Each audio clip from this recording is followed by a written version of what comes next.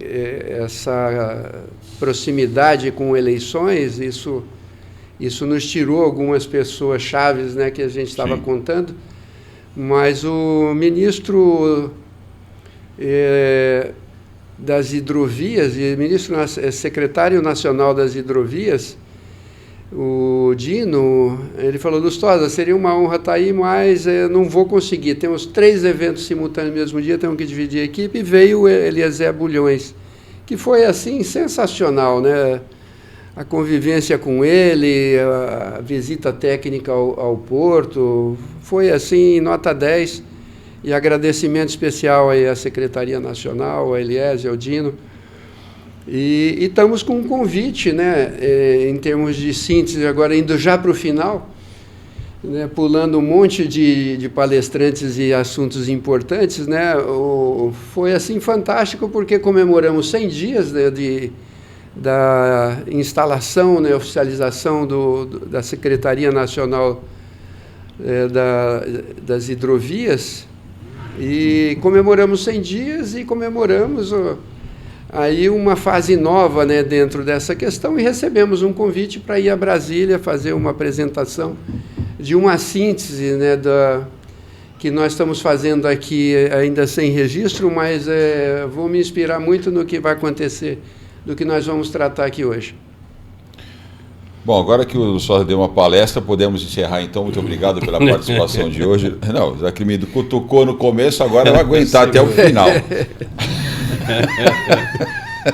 Eu posso. Vou aproveitar então essa deixa aqui, Eusébio.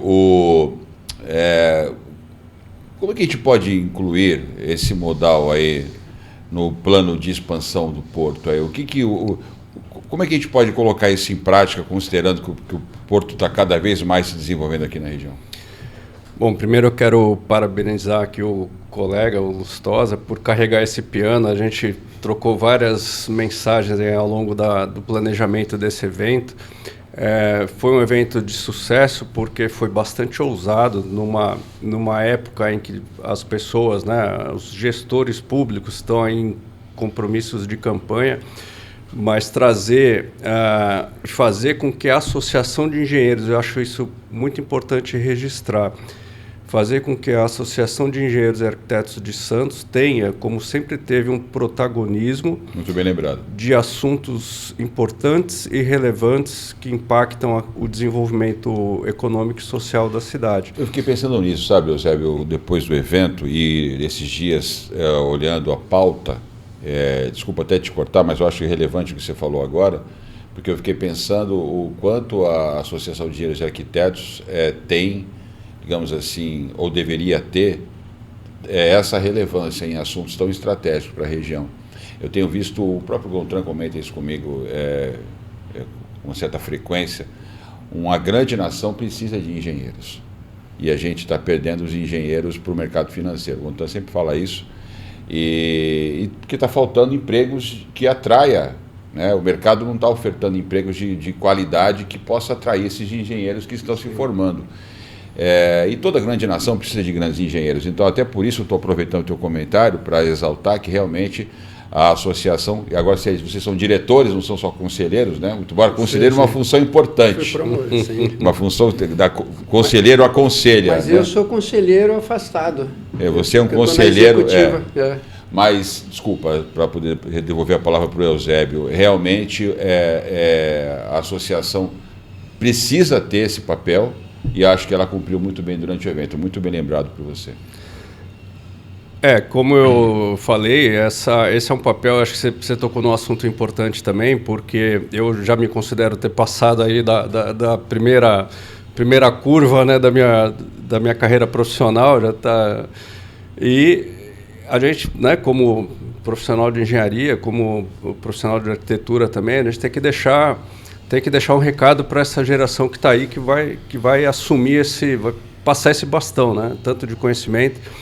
Então, mais uma vez, parabenizar toda a diretoria da associação pelo evento e também ressaltar um dado aqui que o Lustosa deu, né, que foram 20 palestras. Porém, Eu acho que a cereja do bolo, ponto alto do evento, foram os debates, né? O encerramento das palestras, tanto do primeiro quanto do segundo dia, porque as pessoas, como você também bem falou, né? As pessoas hoje estão cheias de evento. Hoje você abre o seu celular, você tem 5 convites para live todo dia, né? Então, o interessante é você construir, sair do evento falando, puxa, eu não sabia dessa informação, ou sair de lá com um compromisso de construção de uma ação, né, que construa alguma coisa de positivo. Então, nesse sentido, eu acredito que foi um sucesso. Mas a questão de como fazer isso se materializar nesse processo de expansão portuária, isso teve algum tipo de deliberação? Justamente o que eu acho que o formato do evento contribuiu muito com isso, porque você trazer debate e propor ações que estruturem, não é só discussão, são ações que estruturem um projeto, como o Edu falou aqui, né, já são mais de 10 anos, e não adianta chover no molhado, você falar das vantagens do modal, você falar das restrições, das constrições que temos, isso é fato, né? Agora, a gente tem que partir para ações. Então, nesse sentido, as pessoas que passaram e contribuíram com essa discussão entendem a importância do tema, né, tanto aqui para a região quanto o impacto que isso tem na economia nacional. E agora a gente, inclusive, está fazendo uma ação aqui muito importante, que é fazendo um apanhado do que foi o evento. Bom, contra você é advogado, mas é um amante da navegação, né? Fez isso boa parte da tua vida como lazer, mas agora está empresariando nesse setor. Qual é a tua avaliação aí dos obstáculos que impedem que o modal hidroviário seja mais explorado na nossa região? Bem, França, a gente está trabalhando nisso já há bastante tempo e a gente percebe, num primeiro momento, um afastamento dessa questão hidroviária por parte de todos, tá? A gente não tem aqui, por incrível que pareça, no Brasil, ele não tem uma tradição de navegação. Ele não tem uma tradição em projetos navais, assim como tem, por exemplo, em projetos arquitetônicos, a gente tem uma tradição muito grande, desde Niemeyer, enfim, os nossos engenheiros civis, nossos engenheiros arquitetos, eles têm uma tradição em projetos ousados e vitoriosos. Na construção naval, não. Nós não tínhamos essa tradição, porque agora o nosso pessoal que trabalha com projetos navais está mostrando para a sociedade, está mostrando para o mercado, está mostrando para as autoridades públicas, está mostrando para os entes privados que, sim, o Brasil é capaz de projetar e construir embarcações que rivalizam com as melhores do primeiro mundo. Isso é muito importante, por quê? Porque nós temos 8.500 quilômetros de costas navegáveis. Nós temos 42.800 quilômetros de rios e lagos navegáveis. Como o Lustosa bem pontuou, o modal hidroviário é um modal muito eficiente, talvez o modal mais eficiente no transporte de mercadorias e de pessoas. Então, por que não explorar isso? Vale lembrar também que a indústria náutica ela é a terceira em geração de mão de obra, porque a indústria náutica precisa de mão de obra intensiva. Então você tem o primeiro setor que mais gera mão de obra é o setor de serviços, comércio e serviços, né?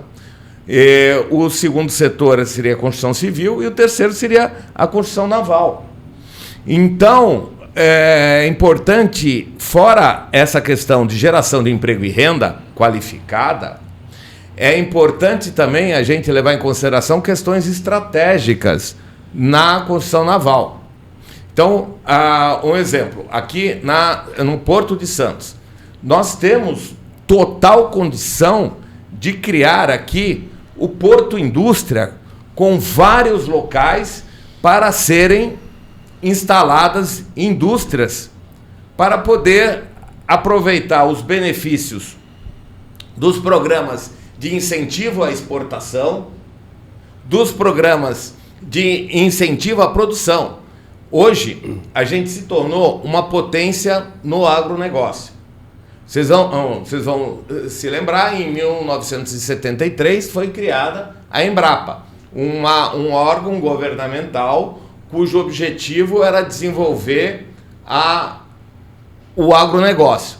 Em 2003, 2004, a Embrapa sofre uma forte injeção de capital governamental e desenvolve uma série de tecnologias que hoje estão refletindo na nossa potência de plantar, de criar gado, etc. Se tornamos uma potência mundial nesse setor. E a nossa indústria, ela precisa ter um acordo não é o termo, mas uma cooperação entre os órgãos públicos, inclusive ambientais. Um protocolo, né? Um protocolo, porque a indústria não tem o objetivo de destruir o meio ambiente, muito pelo contrário. Muito pelo contrário. E os órgãos e as entidades da iniciativa privada. Aí sim, se a gente consegue fazer isso que o Seminário Hidrovias está fazendo, que é aproximando a iniciativa privada, aproximando com os poderes públicos. Inclusive, a gente teve a palestra do Dr. Dauri, que é membro do Ministério Público, né? Promotor público ambiental também. Ele foi, né? A gente precisa costurar essa integração, porque aqui na Baixada Santista é inadmissível que a gente não tenha as indústrias com margem para a água, com borda d'água. Nós temos só aqui nos 9 municípios da Baixada Santista, mais ou menos uns 300 quilômetros de rios, lagos e mares navegáveis. E a gente não usa isso. Então, o seminário, ele traz essa oportunidade dessa integração das entidades privadas com os órgãos públicos para propor situações concretas, como o Eusébio bem colocou, para que a gente desenvolva isso. Então, a gente entra aqui da nossa parte, da SP Hidro, a gente se propõe a fazer a infraestrutura de transporte aquaviário em toda essa região, interligando o Porto Indústria à atividade portuária, ao porto oficial, para que a gente possa ter um trânsito de mercadorias e pessoas muito mais eficiente. E fazendo com que os caminhões, isso é muito importante, cumpram o seu papel, que é chegar rápido no destino, descarregar rápido e voltar para outra operação, para outro frete. O caminhão não pode ficar parado 6, 12 horas para fazer a sua carga e descarga. Então, para isso, essa questão do Porto Indústria, tendo as indústrias instaladas nas margens das vias navegáveis aqui da Baixada Santista, é fundamental. E eu quero parabenizar a todos desse 10º Seminário de Hidrovias, porque está possibilitando essa integração e está possibilitando a geração de atitudes e de projetos concretos para que isso se torne uma realidade. Lustosa, essa questão que o Gontran abordou agora, que trata da infraestrutura, eu tenho também reparado, e já falei isso algumas vezes, que a questão do modal hidroviário não é encarado muitas vezes como projeto de infraestrutura, né? Analisa um barco como um veículo, né? Como um avião, como um trem, ou como um automóvel, um ônibus, sei lá, um caminhão. Na verdade, nós estamos falando de projeto de modal hidroviário, como a via ela já está dada, né?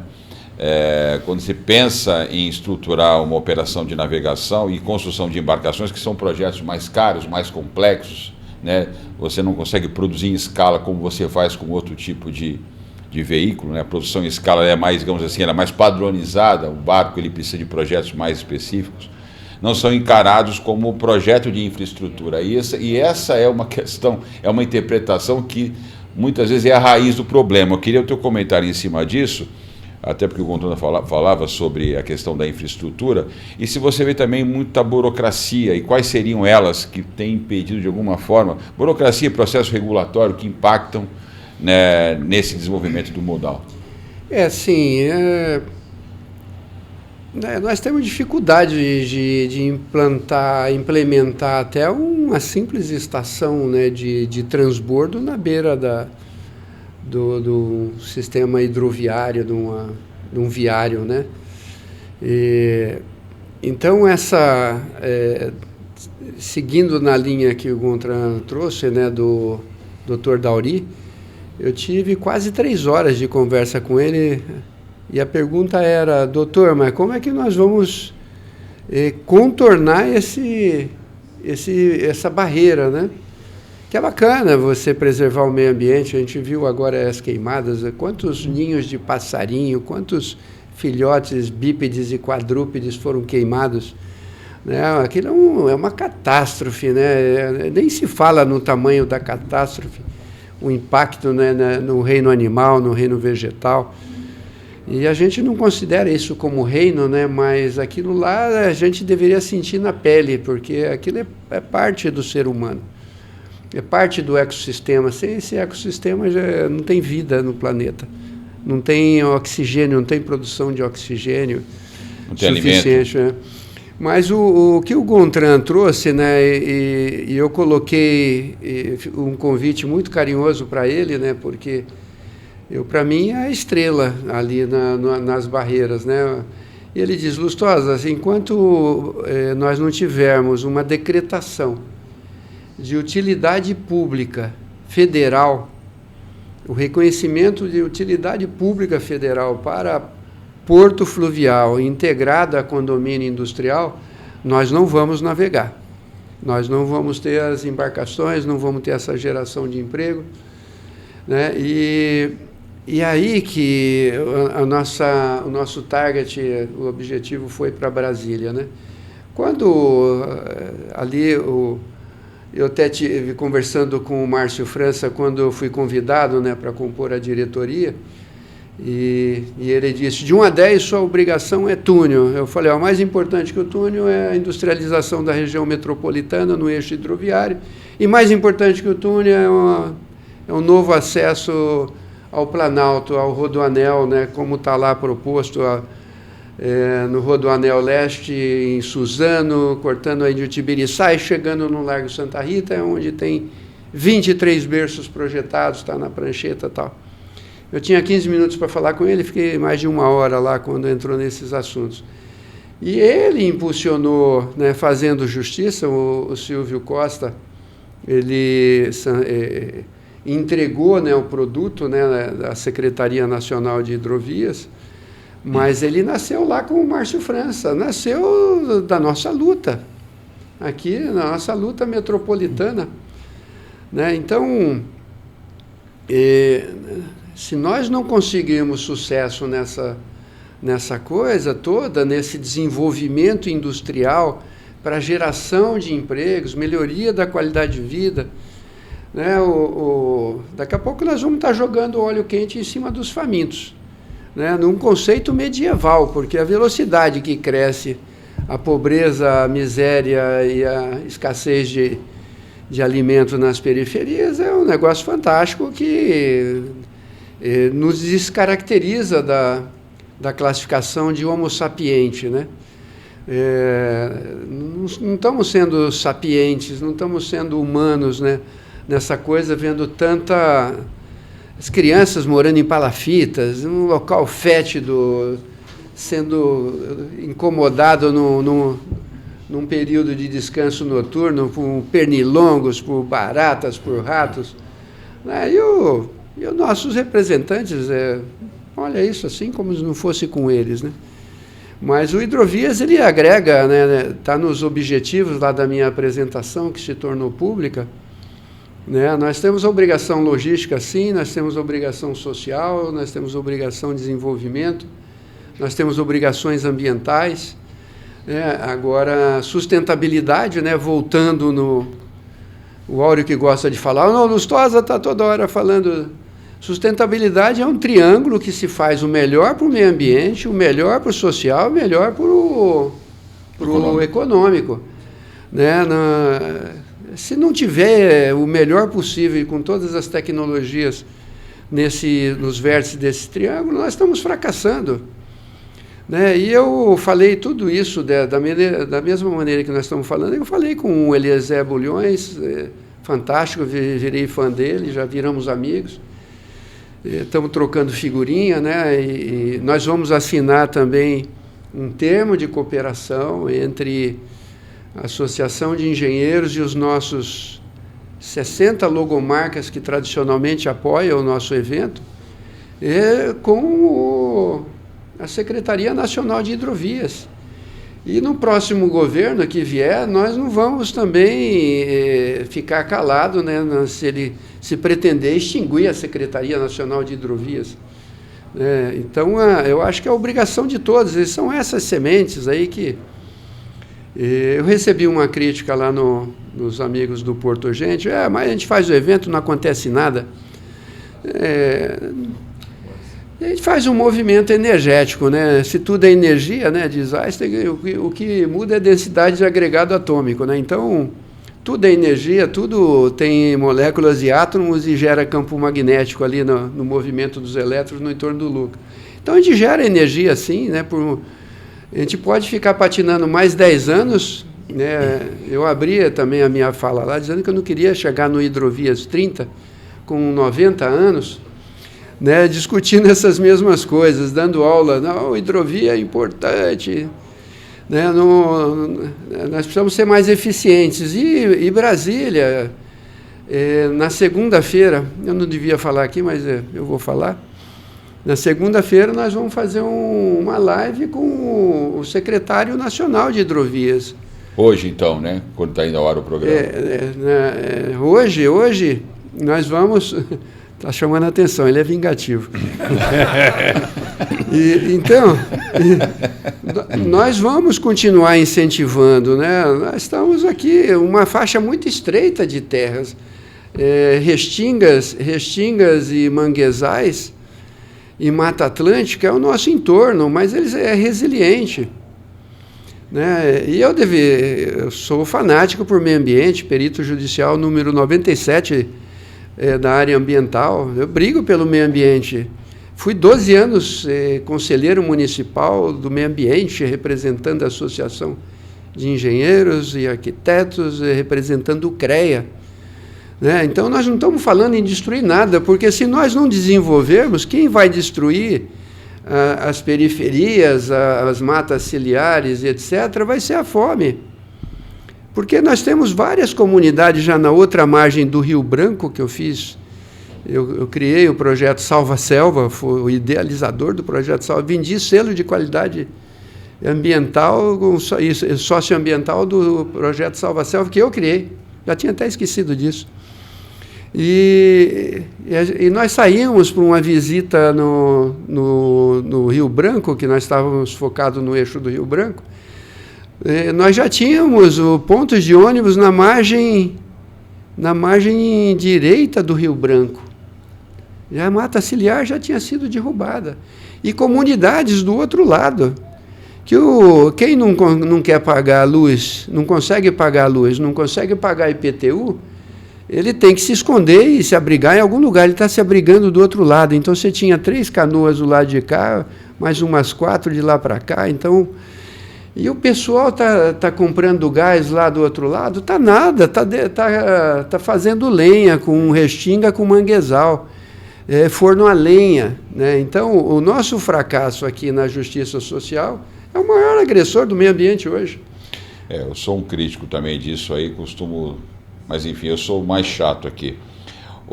Eusébio, de que maneira que, não sei se isso foi falado lá, porque eu não consegui estar todos os dias, mas... o Porto pode cooperar, enfim, apoiar o crescimento do modal hidroviário? Eu queria só abrir um parênteses aqui nas falas, né, do Gontran e do Edu. O governo está com um plano da nova indústria, né, que vem bem ao encontro de impulsionar uma indústria mais sustentável, de maior valor agregado, e isso tudo alinhava todas essas ideias que nós estamos conversando aqui, porque o governo impulsiona isso via BNDES, via FINEP. Se não me falha a memória, são 300 bilhões de reais que tem para projetos que tenham essas verticais. Infraestrutura está contemplada também, transição digital, transição energética. Então, todos os equipamentos, seja infraestrutura, seja equipamento de transporte, que atendam, né, esses requisitos de entregar valor dentro dessas verticais, estão contemplados nessa linha de fomento da nova indústria, né, da neoindustrialização. Eu falei de indústria porque eu achei muito inteligente a abordagem que se deu ao evento, porque o dono do porto é a carga. Paga todo mundo. O dono do porto, a gente pode idealizar a infraestrutura e layout de porto, mas quem vai definir realmente, né, o que você precisa fazer em termos de processos, em termos de terminais, é a carga. Então, uma vez, né, você foi muito feliz em falar que precisa ser incentivado um condomínio industrial na Baixada Santista que traga mais carga, e aí sim você consegue viabilizar, até provocar os gestores, né, mostrando que existe sim a demanda para um novo modal. Uma coisa que me chamou a atenção num outro evento que a gente faz, né, um evento que eu criei, que é o Fórum Brasil Turismo Cultural, a palestra que o Mata Barreto deu, ele foi falar do Museu do Porto, e eu nunca vou esquecer, porque eu sempre falo das obviedades, né? Mas ele conta a história de como a ferrovia foi importante para a expansão do porto. Foi graças à chegada da ferrovia naquela região que fez com que o porto crescesse tanto quanto ele cresceu, porque você tinha um outro modal integrado, que fez com que essa produção que vinha do interior do estado chegasse aqui com mais... Então, a infraestrutura criada no modal ferroviário não foi um detalhe, foi determinante para esse porto crescer tanto assim. Mas ficou lá atrás, e hoje em dia ninguém lembra disso. E eu estou para falar para vocês, não sei nem se você concluiu a resposta, mas você pode continuar falando se quiser, que eu acho que a importância que a ferrovia teve no início do século XX para a expansão do porto, hoje talvez o modal hidroviário faça esse papel, faça uma segunda história, porque vocês estão falando aqui, são todas e o próprio Gontran já comentou também, são todas as alternativas de expansão que tem de forma sustentável, porque o nosso sistema, digamos assim, terreno, né, rodoviário, já está colapsado, ele está totalmente colapsado. E aí aéreo então nem se fala, a gente não tem nem onde pousar aqui, não tem nem como expandir aí terminal. O André está tentando lá, acho que não vai nem conseguir viabilizar. Então a única alternativa é criar mecanismos, né, criar eixos de integração do modal hidroviário. E por mais óbvio que pareça, parece que muita gente não acelera. E um complemento, né? Na minha penúltima passagem pela APS, nós trabalhamos as hidrovias, participou o Alex, participou lá o Dr. Cleveland, e eles criaram uma hidrovia onde já tem um canal, né? Onde já é navegável, onde tem sinalização, que a hidrovias não é só a lâmina d'água, né? Você tem sinalização, você tem manutenção de dragagem, você tem contenção de sólidos grosseiros, né, para evitar acidentes. É o menor dos custos de manutenção, né? Está no modal hidroviário, né? E ficou claro, nós temos registro disso, né, que nós vamos saturar o rodoviário e o ferroviário, porque a ferrovia não gosta de desnível, subir as serras ali, ferro com ferro, ele fica patinando lá e não sai do lugar, é patinar no gelo, né? Então, tem um ângulo de rampa bastante exigente e tal. Então, nós temos que desenvolver essa neoindustrialização aqui para a região. É a nossa alternativa para baixar o custo, né, logístico. Você buscar a carga lá no Centro-Oeste, em Goiânia, buscar em Cuiabá, você tem um custo, né, de logística. Aqui, buscar lá em Belo Horizonte, é $5.000 um frete de ida e volta.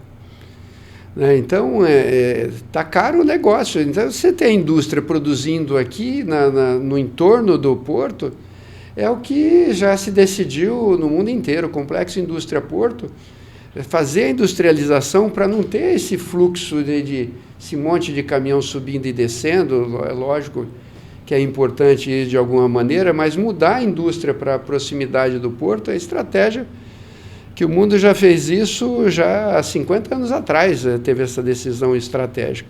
E a autoridade portuária comprou o conceito de que nós vamos precisar ter a indústria mais próxima do porto, que é a SUAP, né? SUAP, eu fui pioneiro lá exatamente em 1990, não tinha nada. De manhã, de tarde e de noite era tancagem para distribuição de combustível, era o que tinha. Nós levamos uma linha para lá e eu tinha lá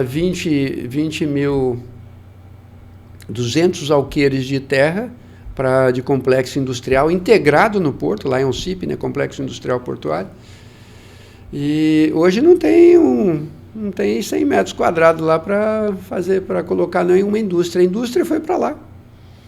Recebe na importação para processar tal, e já industrializa, já exporta ao menor custo possível, proximidade, que é o que eu vendia na época, né? Proximidade com a Europa, com a América, com a África. E não tem jeito, o custo logístico é pesadíssimo, né? E o Brasil tem um custo logístico de 17%, a maioria dos países desenvolvidos, com essa decisão estratégica, saíram de 15%, 13% de custo logístico para comércio internacional, caindo para 8%, 9%. E nós precisamos seguir esses exemplos, né? Não precisa criar nada, não precisa nem de inovação, é só copiação. E quais desculpa, Lustosa, e quais os desafios regulatórios que esse modal enfrenta hoje? E tem incentivo que o governo federal e estadual poderia promover? Como é que você enxerga isso? Para mim? Para você. Bom, sim, o Eusébio bem colocou aqui, nós temos aí incentivos financeiros pela FINEP, nós temos também pelo BNDES, nós temos também o Fundo da Marinha Mercante, o FMM, que é um fundo criado em 1957 pelo governo federal. Ele é abastecido, vamos dizer assim, através de uma taxa, mas não é tarifa, não, é uma taxa que todo importador paga quando importa uma mercadoria pela via marítima. É o AFRMM, Adicional de Frete para Renovação da Marinha Mercante.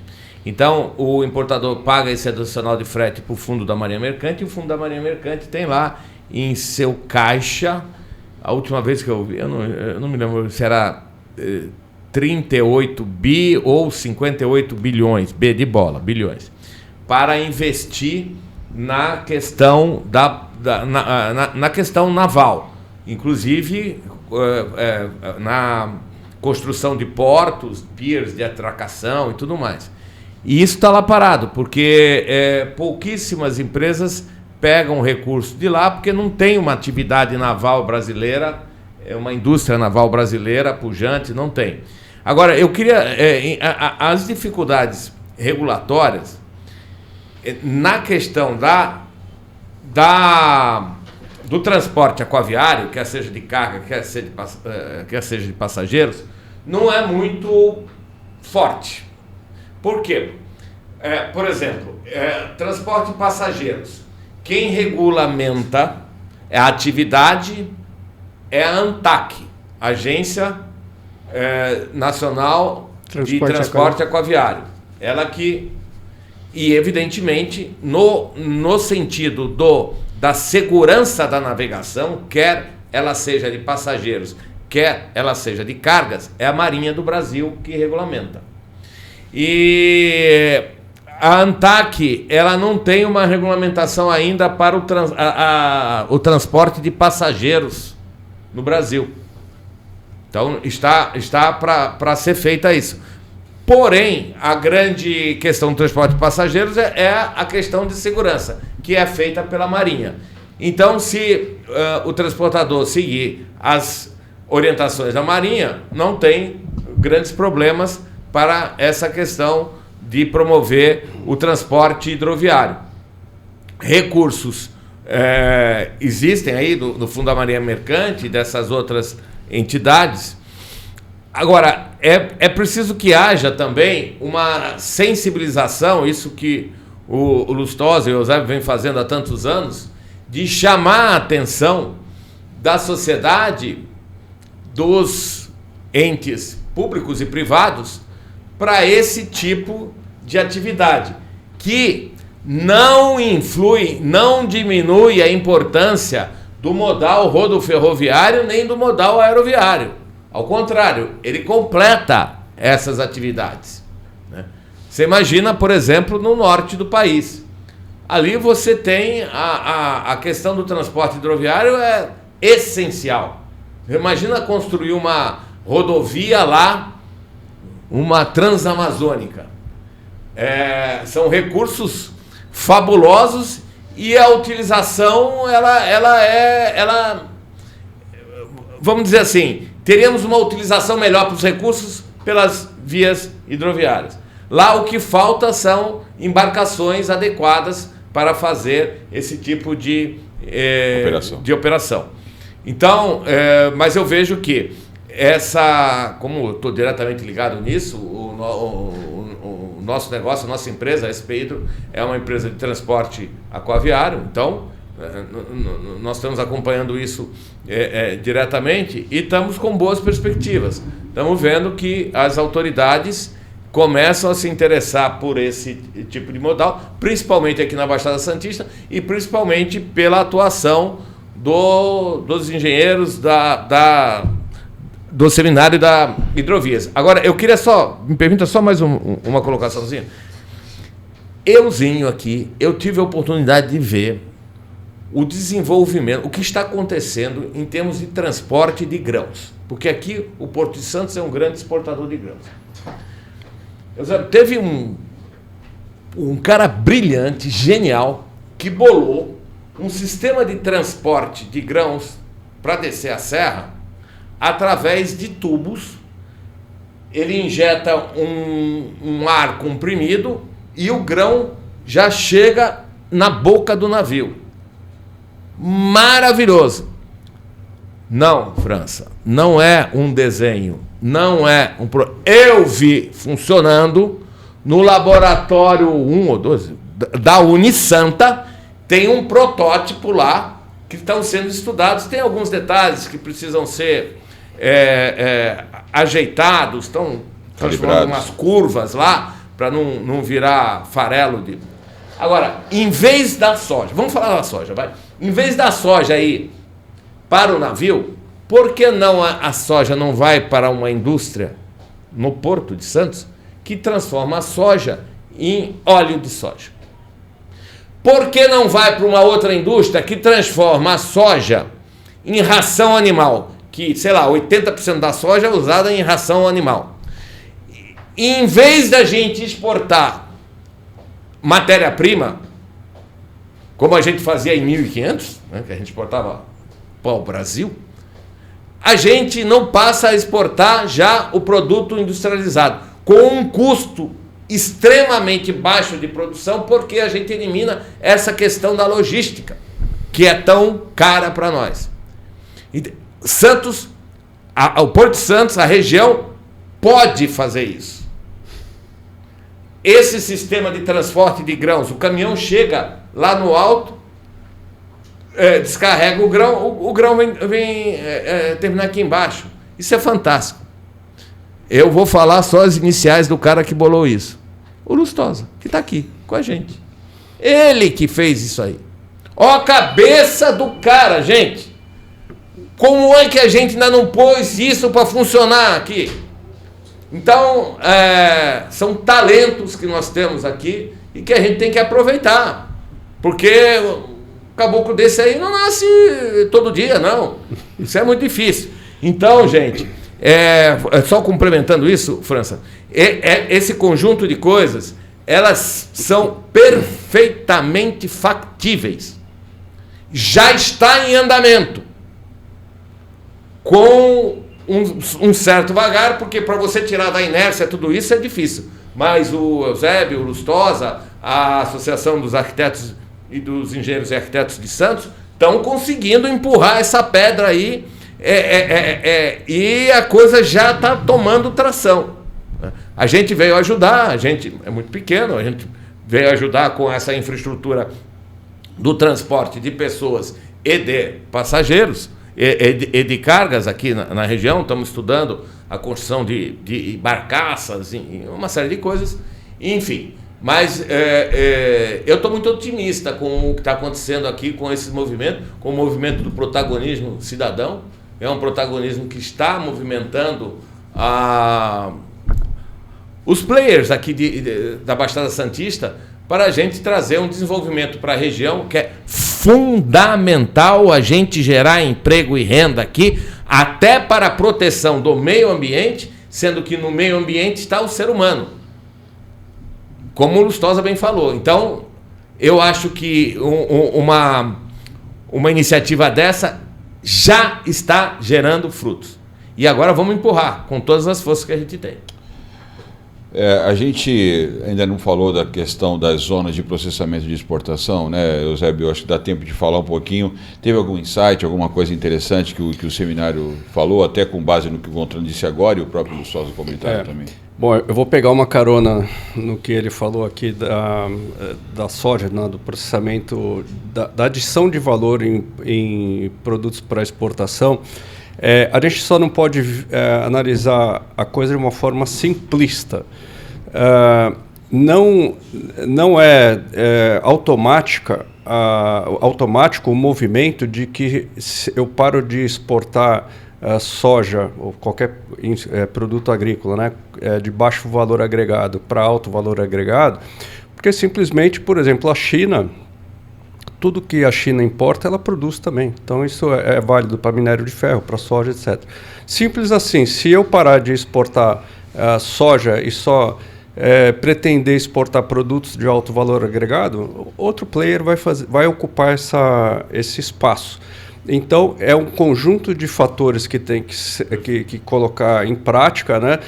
Adicionar valor agregado, sim, através de tecnologia. Você lembrou bem, a Embrapa faz muito isso com os cultivares, né? Fortalecendo cada vez mais a safra. Agora, existe todo um invólucro aí, não só, vamos falar de agronegócio, né? Que é o motor que impulsiona tudo isso, mas a gente não pode esquecer da industrialização. Hoje, quando você fala que o agronegócio empurra o país, a gente esquece que o agro 4.0, só quem sorri com o agro 4.0 é uma empresa chamada John Deere, americana, né? Então, assim, o agro se automatizou, desempregou não é a palavra, né? Realocou mão de obra mais especializada, mas a automação não contemplou a indústria nacional. Então, você não gerou automaticamente emprego, você aumentou sim o fluxo de importações de máquinas e equipamentos. Então, quando existe um plano, né, um plano de nação, você tem que ter uma visão mais holística da solução. Soluções fáceis sempre geram... sempre tem uma solução fácil. Efeitos colaterais. Não, sempre tem uma solução fácil que não funciona. Sim. Então, assim, pegando toda essa carona, né, de industrialização, que tudo isso passa pelo fortalecimento de industrialização, quando falamos em zona de processamento e exportação, mais uma vez, né, depois você paga o café, viu, Edu? Mais uma vez eu vou falar que o Edu foi muito feliz em dizer, é um sábio, é um conselheiro esse homem, que não precisamos inovar, basta copiar. Eu trouxe na minha exposição lá no Simpósio da Hidrovias o exemplo da China em hidrovias. O que a China fez como uma solução integrada, né? Vale dizer que a hidrovia do Rio Amarelo, do Yangtze, né? Que vai desembocar num porto chamado Shanghai, né? Ela, ao redor dessa hidrovia estão as regiões mais ricas da China. Que indústria está lá? Indústria de tecnologia. A China nos anos 80 era rural. Anos 80 está aí, está aqui atrás, né? O Brasil precisa investir em um conjunto de soluções. Eu sou altamente refratário a uma bala de prata, não existe. É uma ilusão. E a solução para esse sistema passa bastante por uma reindustrialização, ou que seja a palavra da moda, qualquer uma, né? Neo-industrialização, mas basta copiarmos, não precisa reinventar nada. Coreia também, a Coreia ficou no Ctrl-C, Ctrl-V em quase tudo, né? E você vê, eu nessa exposição eu trouxe o caso de Guangzhou, que é o 5º porto em movimentação de teus do mundo, e ali não é uma única solução, é uma solução integrada. Você tem trem de alta velocidade de passageiros, né? Você tem uma malha ferroviária de passageiros que contempla a China inteira. Trem de alta velocidade, rodovias, só ali naquela região entre Guangzhou, Shenzhen e Hong Kong, se somar esses 3 portos juntos, né, dá 100 bilhões de dólares de movimentação, de GPD, né, de produto bruto. Então, é um conjunto de soluções estruturantes que vai fazer isso funcionar. E as EPE em Santos também levantam muito essa bandeira, que precisamos atrair, né, e desenvolver indústrias de densidade tecnológica aqui, até para movimentar as universidades da região, né, movimentar economicamente e socialmente a região com mínimo impacto ambiental. Bom, a gente tem mais 4 minutos para terminar, então eu pedi até para que na última rodada agora vocês sejam mais sucintos, né? Lustosa, você abriu falando da síntese do evento, e agora a gente pode encerrar na tua última participação aqui no programa de hoje sobre os principais encaminhamentos que foram dados ao final, né? Quais foram as ações que foram extraídas desse evento que você destacaria no finalzinho do programa de hoje? Em termos de estratégico, né? Se a gente não definiu a estratégia, o ponto de mutação, né, que foi um livro do Fritjof Capra, de 432 páginas, letras pequenas, a gente precisa virar página. Virar página, um ponto de mutação, onde está a resistência? A resistência para as EPE, o regramento das EPE, no início tinha 170 municípios inscritos para fazer, baixou para 130, 110, 190, 90, 70, 30, tem 30 e poucos e tem 3 operando. Por que não opera? Porque não tem atrativo, não funciona. O Brasil está exporta café na tonelada e importa cápsula na grama. Né? Na hora que a gente exporta é isento, né? A picanha fica mais barato lá do que a picanha aqui, que a gente está cheio de imposto. Né? Então, nós estamos precisando de nacionalistas, né, no Congresso Nacional para defender o país. A senzala financeira impõe essas coisas e me aborrece, eu não gosto nem de falar nisso, né, porque irrita, né, a submissão essa senzala financeira. E tem incentivo para você jogar barato lá para fora, e na hora que você vai importar um uísque, um carro, qualquer coisa, é 110% de imposto, etc, etc. Então, essa virada de página, né, para responder e encerrar, essa virada de página é a decisão política e estratégica, e eu comemoro 100 dias, né, da Secretaria Nacional de Hidrovias, e E a virada de página está num termo de cooperação, numa concretização de um cronograma de ações, né, conjuntas. Porque eu senti falta dos nossos deputados federais, senti falta dos deputados estaduais. Né? Nem na campanha eles aparecem. Imagina se tiver que fazer... Se nós estamos falando em 5 itens estratégicos para desenvolvimento da região, tentando voltar aqui numa regressão, não teve, acho que nenhuma vez no seminário hidroviário nós tivemos um deputado federal representante da nossa região para fazer o desenvolvimento industrial. Nós identificamos com o nosso grupo, dentro da autoridade portuária que eu coordenei, para dar força dentro do projeto, uma planta, Gontran, hidroviária da região, com todo o nosso potencial multimodal, rodoferro-hidro.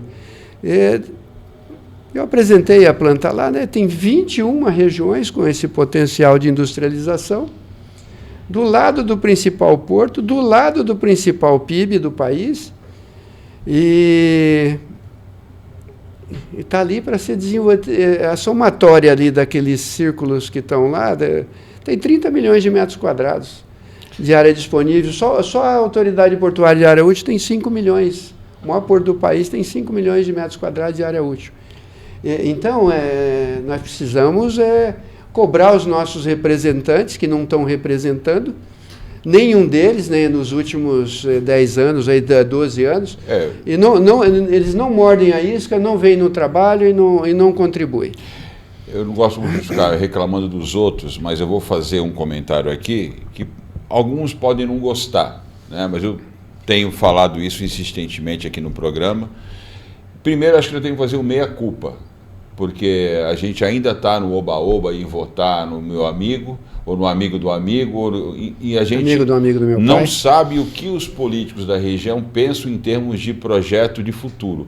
Eu sempre pergunto para as pessoas o seguinte, o político fulano, Beltrano, XYZ, qual é a visão desse político para o futuro do nosso desenvolvimento? Porque a gente tem falado sobre isso aqui, o Stosa citou aqui, a miséria que se desenvolve, que alastra no entorno da nossa região. Já falei sobre isso com o Gontran várias vezes. Qual é o projeto de desenvolvimento para a Baixada? Grande projeto. Como os caras não têm projeto, não têm visão, eles não têm o que falar nos eventos. Desculpa a minha sinceridade aqui, eles não têm o que falar porque eles não têm, eles não discutem isso. Eles estão preocupados em abrir o evento, falar boa noite, bom dia e ir embora. Para ser justo, um político eu ouvi fazer isso só hoje, na verdade uma política, foi a Luísa Erundina. Ela foi num evento que eu organizei, e olha que eu estou muito distante de ser socialista, mas eu estava com um evento com a Luísa Erundina, que ela participou, evento sobre segurança pública. Eu estava tão acostumado a ver político abrir evento, ir embora e vazar, e não saber o que discutiram ali, e quando acabou eu estava crente que ela ia embora do evento. E eu falei, deputada, muito obrigado. Ela falou, não, muito obrigado, eu quero ouvir o que vocês vão discutir, eu estou aqui para isso. De tão raro que é você ver os caras fazerem isso. Então, eles não têm compromisso com o desenvolvimento de um país, eles têm um compromisso com eles. Desculpa a minha sinceridade, e eles têm mas assessoria, eu estou para ver. E tem assessoria ainda para cuidar disso. Tem obrigação de ter técnicos lá para poder pegar um resumo do que está sendo discutido e ter um debate mais consistente. E nós estamos extremamente carentes desse tipo de liderança política. Se a gente quiser mudar esse quadro, a gente tem que começar a mudar a nossa conduta como eleitor. Vem cá, qual é o projeto para a região? Não dá. E enquanto a gente não mudar isso, nós vamos continuar vindo aqui reclamar, né? Porque agora a gente vai encerrar, estamos com o tempo estourado, que era a fala do Gontran, porque o projeto da SPI, por exemplo, é um projeto de país. Nós estamos falando de uma empresa que está propondo produzir embarcações para defender ocupar a nossa costa. Nós hoje temos a costa vulnerável, até por carência de embarcações. Nós estamos falando de embarcações para ocupar uma linha de transporte, uma espécie de cabotagem de passageiros na costa brasileira, considerando que a gente tem uma série de problemas de infraestrutura e de mobilidade no país. Eu tenho ido para o Nordeste e tenho visto isso pessoalmente. É isso, nós estamos falando de tecnologia industrial, estamos falando de tecnologia de defesa, estamos falando de geração de emprego, estamos falando de uma série de questões que têm relação com o país, relação com a região, porque está ancorada na vocação econômica do país, e você não vê nenhum político ter propriedade para discutir esse assunto. Então, isso é um problema para o país. Estamos falando aqui das hidrovias, mas poderia ser de outro assunto qualquer. Felizmente, no passado, algumas pessoas pensaram na tecnologia da produção de alimentos, felizmente, algumas pessoas pensaram na Embraer, ainda se salva algumas coisas. Tivemos alguns expoentes, né, alguns heróis nacionais, mas ainda é muito pouco para a nossa capacidade. Então, para a gente encerrar aqui, queria que você comentasse um pouquinho disso, porque a gente fala muito sobre esse assunto. Estamos indo para o final. Bom, eu quero dizer que realmente, França, é uma dificuldade a gente sensibilizar entes públicos para atentar a essa questão de uma estratégia. A nação tem que ter uma estratégia, tem que ter um objetivo, tem que... É muito difícil pensar isso, até porque também o Brasil, vamos combinar, é um território gigantesco, são várias culturas, vários pensamentos, enfim, é difícil, mas a gente tem que tomar bastante cuidado com a única ferramenta que a gente tem para influir, né, na política nacional, não diria a única, mas a mais importante, que é o voto. Então, no voto, a gente tem que... cada um faz o que sua consciência lhe propõe, mas a minha proposta é que a gente olhe para aquelas pessoas que são candidatos e que têm uma visão de desenvolvimento nacional, pensando nessas questões que aqui a gente colocou, principalmente nessa questão regional aqui, né? Eu sou suspeito para falar, porque eu tenho interesse nisso, obviamente, mas a questão do sistema de transporte público hidroviário de passageiros na Baixada Santista é uma questão que impacta a vida de todos nós aqui na Baixada Santista, impacta positivamente, né? Como você bem falou, esse projeto já foi aprovado pelo Ministério da Infraestrutura, que é da administração anterior, já saiu no Diário Oficial, e nós estamos trabalhando para implantar isso aqui na Baixada Santista. Então, a gente tem que olhar e analisar esse projeto, que é um projeto que vai trazer um desenvolvimento interligando essas áreas que o Lustosa falou, daqui da Baixada Santista, que tem essa possibilidade de desenvolvimento, mas é preciso que se tenha um meio de se chegar lá. E o meio mais barato, mais rápido, mais confortável, mais seguro é pelas vias aquáticas, na região, que já está dada, não precisa fazer mais nada. Bom, eu não vou me alongar muito, mas eu quero primeiro agradecer a todos vocês, parabenizar Protagonismo Cidadão, sou um fã e acompanho religiosamente, e quero também terminar citando um amigo meu, um português, muito amigo meu, Fernandinho, que ele diz assim: navegar é preciso, viver não é preciso. Bom, eu estava esperando mais alguma coisa nessa frase, né? Ele já terminou. Eu comecei tomando um pito do Lustosa e agora vou encerrar dando risada. Mas, Lustosa, você tem autoridade para me chamar a atenção, para me puxar a orelha, viu? Mas você manda que você é o dono do programa. Sempre alegre. França. Bom, bem rápido, eu queria agradecer também. Acho que a Associação dos Engenheiros e Arquitetos faz bem esse papel de uma entidade de classe que traz e joga luz. Eu acho que esse é o grande presente desse encontro aqui, né? Jogar luz nesse assunto para trazer, né, para a população esse tema e sensibilizar os nossos gestores, sejam públicos, sejam privados. Então, parabéns à associação aqui na pessoa do Lustosa, que jogou luz, que faz o papel da associação, dá subsídios técnicos, né, de forma isenta para os nossos gestores se apoiarem. E vamos fazer mais programas assim, com essa qualidade de conteúdo, porque a nossa audiência tem cobrado isso aí, tanto com a Associação de Engenheiros, quanto com a SPI, de outros parceiros. Né? Acho que é importante pautar mais assuntos dessa natureza. O tempo está estourado já, só agradecer mais uma vez o Eduardo Lustosa, nosso comentarista aqui. Eu que agradeço. Articulista do portal, engenheiro, diretor da Associação de Engenheiros e Arquitetos, o Alexandre Eusébio, também diretor de Ensino e Pesquisa do Senep, também diretor da associação. Obrigado, Eusébio.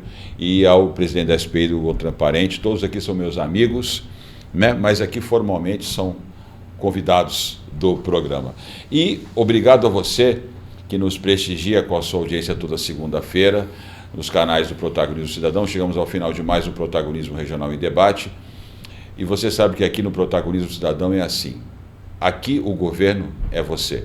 Até a próxima semana.